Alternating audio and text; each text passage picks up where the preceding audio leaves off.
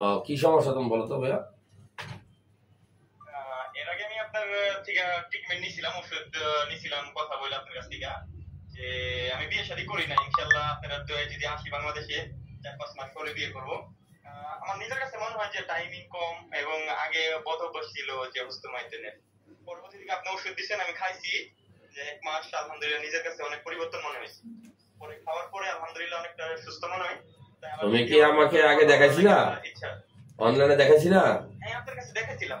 হ্যাঁ হ্যাঁ হ্যাঁ। কতদিন আগে? দিছেন আপনি প্রেসক্রিপশনও দিছেন আপনার 1.5 মাস 2 মাস আগে। তখন কি সমস্যা ছিল?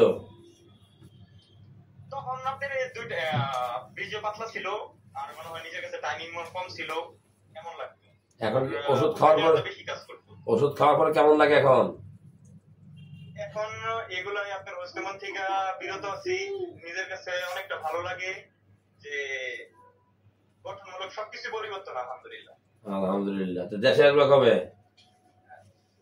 ইনশাআল্লাহ রমজানের মধ্যে আশা আছে। তোমার মনে হয় WhatsApp-এর সাথে ভিডিও যেত নাকি? হ্যাঁ হ্যাঁ কমছে, এগুলো আগের সাথে কমছে? হ্যাঁ, দাঁত মনে কমছে?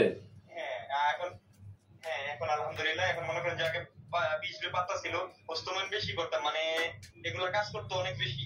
এখন হস্তমেতন ইনশাআল্লাহ 2 মাস ধরে কিছুই নাই, তো এগুলা কোনো কিছুই নাই, এখন নিজের কাছে অনেকটা পরিবর্তন মনে হয়।